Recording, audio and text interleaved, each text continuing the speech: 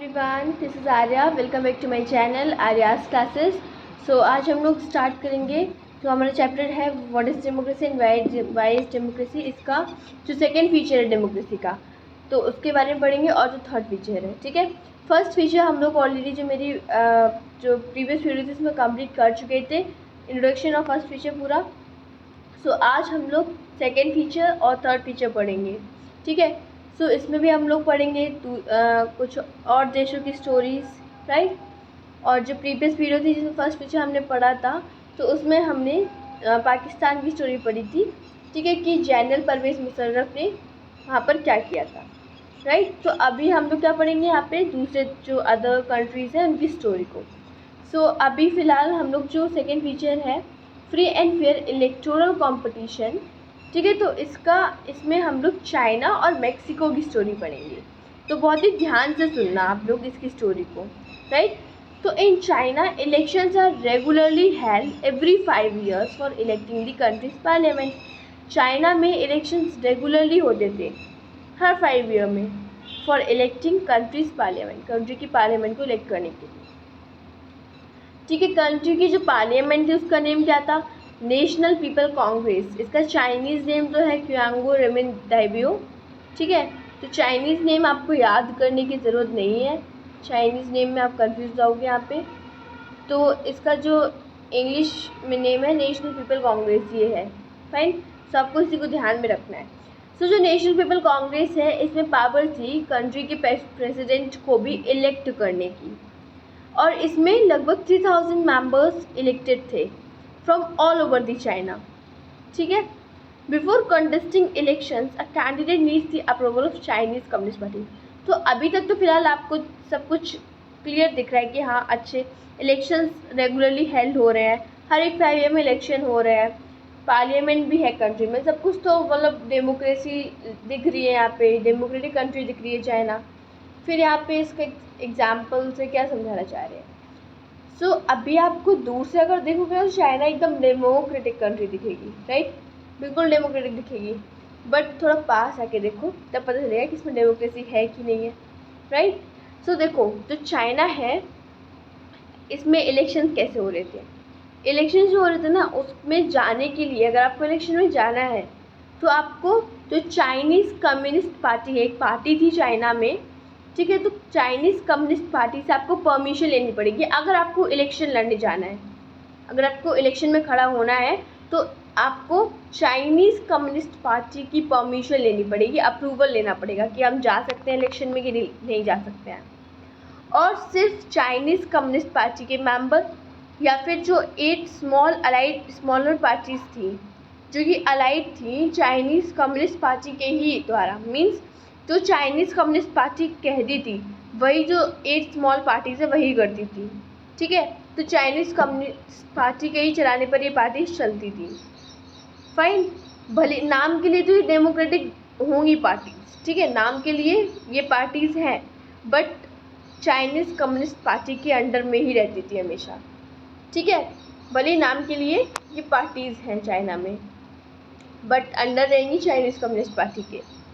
सो यहाँ पे क्या हो रहा था कि इलेक्शंस जो थे ये या तो 8 स्मॉल पार्टी के मेंबर्स में से कोई पर्सन हो तो वो जा सकते हैं इलेक्शन लड़ने के लिए, या फिर चाइनीज़ कम्युनिस्ट पार्टी का मेंबर हो तो वो इलेक्शन लड़ने के लिए जा सकता है, बट कोई अदर नहीं जा सकता है।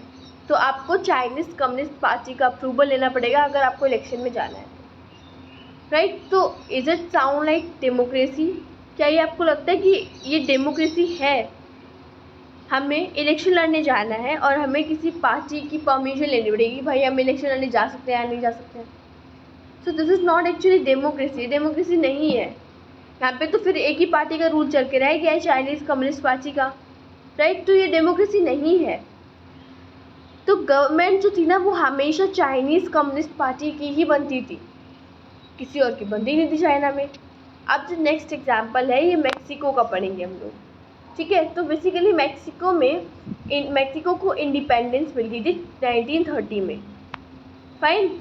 और मैक्सिको जो था वहाँ पे इलेक्शंस हो रहे थे हर 6 year में, हर 6 year में वहाँ पे इलेक्शन हो रहे थे प्रेसिडेंट को इलेक्ट करने के लिए। तो ये आपको लग रहा है कि हाँ इंडिपेंडेंस भी मिल चुकी है, इलेक्शंस भी हो रहे हैं, सो मे बी मैक्सिको आप डेमोक्रेटिक होगी, बट नहीं। अभी देखो नीचे, जो कंट्री है ना has been never been under a military और डिक्टेटर रूल, और जो कंट्री थी ये कभी मिलिट्री या डिक्टेटर रूल के अंडर में भी नहीं रही है। तो अब फिर कैसे ये क्या बोलते डेमोक्रेटिक नहीं है? ऑब्वियसली अगर किसी के अंडर में नहीं है एंड इलेक्शंस हेल्ड कर रही है और क्या बोलते इंडिपेंडेंस भी है, तो ऑब्वियसली डेमोक्रेटिक कंट्री होगी। सो देखो 2000 तक जो इलेक्शन था ना, मतलब but until 2000 every election was won by party called PRI, ठीक है। सो बेसिकली 2000 से हर एक इलेक्शन जो था PRI ही कर रही थी। अब PRI का जो मैक्सिकन नेम है वो बहुत डिफरेंट है, so you can not understand that, ठीक है। इसलिए आपको यहाँ पे इसका इंग्लिश में नेम दिया गया है, और जिसका इंग्लिश नेम है ये बिल्कुल उल्टा है PRI का जो ये PRI लिखा हुआ है, पर इसका जो फुल फॉर्म है इंस्टीट्यूशनल रिवॉल्यूशनरी पार्टी, तो इसको देखो ये बिल्कुल उल्टा है, IRP हो जाएगा, है ना। सो इसलिए इसमें कंफ्यूज मत होना कि ये उल्टा क्यों दिया गया है। गलत तो नहीं है, गलत नहीं है, बिल्कुल सही है, बट इंग्लिश में दिया गया है, दैट्स वाई। ओके, सो अब जो अपोजिशन पार्टीज हैं that contest election but never manage to win elections, जो अपोजिशन पार्टी थी वो इलेक्शंस कर रही थी। सो अभी तक हमने देखा कि यहाँ पे क्या हो रहा था कि PRI पार्टी ही कॉन्टिन्यूसली 2000 से लेकर अभी तक, मतलब अभी तक तो नहीं फिलहाल, ठीक है, तो 2000 से इलेक्शंस जीतती आ रही थी बराबर PRI पार्टी, और किसी को चांस ही नहीं मिल रहा था। तो आप कहोगे कि हो सकता है लोगों को PRI पार्टी ज़्यादा पसंद आई हो, बट इज़ इट पॉसिबल कि इतने टाइम तक PRI पार्टी जीतती रही हो? कुछ लोग तो ऐसे होंगे जो उसका विरोध करते हो, कुछ लोग तो होंगे जो जिन्हें अपोजिशन पार्टीज पसंद हो, PRI ना पसंद हो, है ना।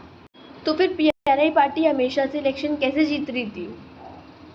राइट, क्वेश्चन उठता है कि भाई PRI पार्टी फिर क्यों जीत रही थी इलेक्शन, जब कुछ लोग तो ऐसे होंगे जो अदर पार्टी को वोट करें। मैं कह रही 1-2 लोग, नहीं कह रही कि सारे, 1-2 लोग अदर पार्टी को वोट करें, उससे कुछ होगा नहीं, लेकिन गिविंग जस्ट फॉर एक्सप्लेनेशन, ठीक है, समझाने के लिए बता रही हूँ।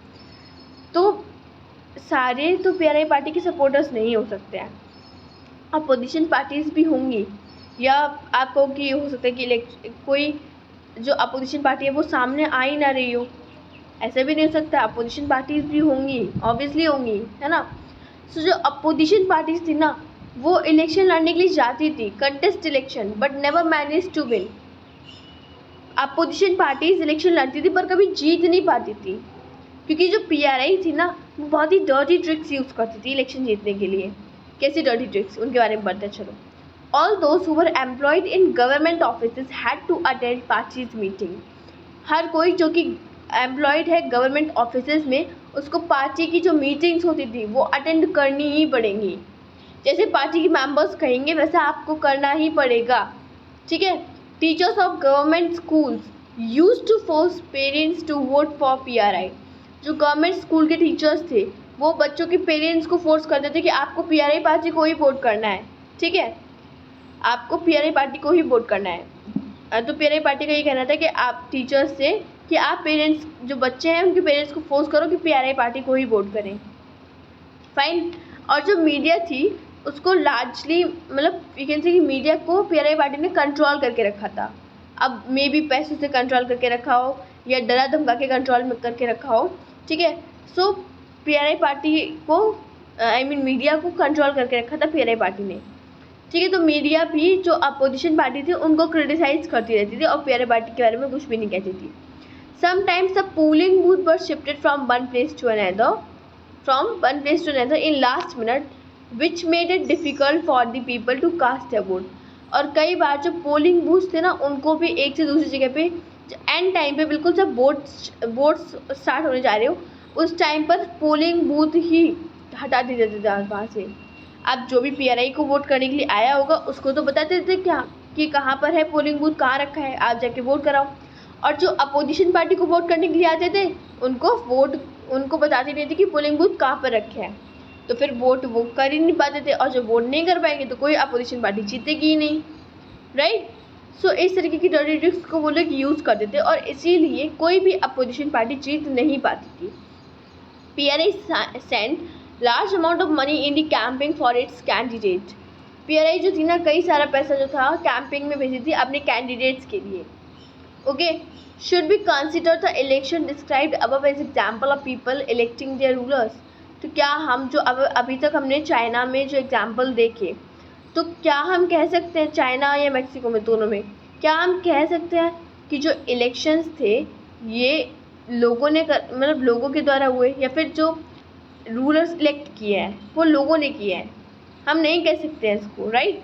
इन दोनों कंट्रीज में से जो पार्टीज थी, कम्युनिस्ट पार्टी थी, Chinese communist party and PRI, इन दोनों को ही पीपल की मर्जी से इलेक्ट नहीं करवाया गया था। मतलब इन दोनों को ही पीपल ने इलेक्ट नहीं किया था, ठीक है। यहाँ पे लोगों की तो कोई चॉइस है ही नहीं। Fine, so there were many problems here. China की अगर बात करें तो चाइना में जो इलेक्शंस थे, इन्होंने लोगों को चॉइस नहीं दे रखी थी कि आप इलेक्ट करो, राइट। लोगों के पास कोई चॉइस थी ही नहीं। They have to choose the ruling party and the candidates approve by it. या तो रूलिंग पार्टी को चूज़ करो, या तो जो कैंडिडेट्स रूलिंग पार्टी ने अप्रूव किए हैं उनको चूज़ करो, ठीक है। तो यहाँ पे लोगों के पास तो चॉइस है ही नहीं। हम नहीं कह सकते कि ये चॉइस है लोगों की, राइट। तो ये तो लोगों की चॉइस थी नहीं। Fine, so can we call this choice? No, we can not call this. अब वहीं पे अब मैक्सिको का देखें तो people seem to really have a choice. People के पास चॉइस थी, but no way that the ruling party को डिफीटेड। पर कोई वे नहीं थी कि, but there was no way the ruling party could be defeated even if people were against it. But कोई भी वे नहीं था जैसे कि ruling party means PRI party defeat हो जाए, इवन पीपल उसके अगेंस्ट हो तब भी। लोगों के पास खुद की चॉइस थी, लेकिन लोग उसके अकॉर्डिंग वर्क नहीं कर पाते थे, है ना। इलेक्शन वोट देने के लिए जाते थे, वोट देने की चॉइस थी, बट पार्टी तो जीतती नहीं थी जिसको वोट देने के लिए जाते थे। So there was not fair election. तो हम इन इलेक्शंस को फेयर इलेक्शन नहीं कह सकते हैं, ये फेयर इलेक्शंस नहीं होंगे। तो इसी से निकलता है second feature of democracy. Democracy must be based on free and fair elections. Democracy free और फेयर इलेक्शंस पे बेस्ड है, ठीक है। फ्री और फेयर इलेक्शन होने चाहिए जहाँ पे जो रूलिंग पार्टी है उसके भी हारने के चांसेस होने चाहिए और अदर पार्टी के जीतने के भी चांसेस होने चाहिए। Fine, so this was second feature of democracy. I hope आपको ये पूरा फीचर अच्छे से क्लियर हो गया हो, आप कोई कन्फ्यूजन ना रही हो। सो अब हम चलते थर्ड फीचर पे, one person one vote one value. Fine, so this principle has now come to be accepted almost all over the world. ये जो one person one vote one value का जो फीचर है ना, इसको ऑलमोस्ट हर किसी country ने एक्सेप्ट किया है। Yet there are many instances of denial of equal rights to vote. पर कई जगह पर ऐसा है कि लोगों को इक्वल राइट नहीं है वोट करने की, ठीक है। लोगों को इक्वल राइट नहीं है वोट करने की, कई लोगों को मना कर दिया जाता है कि नहीं आप वोट नहीं करोगे। अब वो हम एग्जांपल देखेंगे इसमें। So until 2015 in Saudi Arabia women did not have right to vote. तो अगर हम सऊदी अरेबिया की बात करें तो वहाँ पर 2015 तक किसी भी वुमेन को वोटिंग राइट नहीं थी, वोटिंग राइट्स नहीं दी गई थी। अगर हम एस्टोनिया की बात करें तो Estonia has made its citizenship rule in such a way. Estonia ने अपने सिटीजनशिप के अकॉर्डिंग ही रूल करवाया। मीन्स कैसे, देखो, such a way that people belonging to Russian minority find it difficult to get right to vote. तो जो Estonia था ना, वहाँ पे जो रशियन माइनॉरिटी के लोग थे जो रशिया से आए थे और एस्टोनिया में बस गए थे आके, तो उनको रशियन माइनॉरिटी कहा गया है। तो रशियन माइनॉरिटी के जो लोग थे जो कि काफ़ी कम थे, तो उनको बहुत डिफ़िकल्टी होती थी वोटिंग राइट लेने में। और अगर जो परमानेंट एस्टोनिया के ही सिटीजन थे, जिनके एंसेस्टर्स एस्टोनिया के ही सिटीजन थे, उनको सिटीजनशिप और वोटिंग राइट दोनों ही बहुत ईजिली मिल जाती थी, उनको कोई दिक्कत फेस करनी नहीं पड़ती थी, राइट। और जो रशियन माइनॉरिटी के लोग थे जिनके एंसेस्टर्स रशियन माइनॉरिटी के थे, उनको इतने जल्दी राइट टू वोट नहीं मिलता था। फाइन, होप आपको इतना सब कुछ समझ में आ रहा हो। So in Fiji the electoral system is such that the vote of indigenous Fijian has more value than an Indian Fijian, right. So Fiji की अगर हम बात करें तो जो इलेक्टोरल सिस्टम था ना वहाँ का, वो कैसा था कि जो वोट है, vote of an indigenous Fiji has more value. जो इंडिजिनस फिजी है मीन्स आप कह सकते हो कि जिनके एंसेस्टर जो थे वो इंडिजीनस फिजी थे और वो भी इंडिजीनस फिजी हैं, उनको बहुत इजीली राइट टू वोट मिल जाता था। उनकी जो वोट की वैल्यू थी ना वो बहुत ज़्यादा थी, इंडिजीनस फिजी की वोट की वैल्यू। इंडियन फिजी जो थे, जो इंडिया से गए थे, अंग्रेजों के टाइम पे क्या था कि जो इंग्लैंड था उसका कई जगह पे रूल था, ठीक है, जैसे कि फिजी हो गया, साउथ अफ्रीका हो गया, तो ऐसी ऐसी जगह पे इंग्लैंड का रूल था और उस टाइम पे इंडिया पे भी रूल था। तो जो ब्रिटिश थे तो इंडिया से वो लोग ले जाके फिजी में भेज दिया करते थे लोगों को एग्रीकल्चर के लिए, ताकि वहाँ पे जाके एग्रीकल्चर करें, ठीक है। तो अब जो उनके जो इंडिजिनस फिजी थे, जो इंडियन फिजी थे ना, फिजियन थे, तो उनके एंसेस्टर्स ऑब्वियसली इंडियन होंगे, इंडिया से भेजे गए होंगे वहाँ पे, तो वो वहीं पे जाके बस गए थे, फिर वापस आ नहीं पाए इंडिया में, ठीक है, तो वहीं पे जाके बस गए, तो वो इंडियन फिजी कहलाने लगे फिर, राइट। तो इंडियन फिजियन की जो वोट की वैल्यू थी वो बहुत कम थी इंडिजीनियस फिजी को देखकर, ठीक है। इंडिजीनियस फिजी की वोटिंग राइट्स बहुत ज़्यादा थी। अब 1 पर्सन 1 वोट 1 वैल्यू में देखें तो डेमोक्रेसी जो है ना वो बेस्ड है fundamental principle of political equality पे, ठीक है। Fundamental principle of political equality पे डेमोक्रेसी बेस्ड है। तो इससे हमारा निकलता है थर्ड फीचर ऑफ डेमोक्रेसी कि in democracy each adult citizen must have one vote and each one vote must have one value, ठीक है।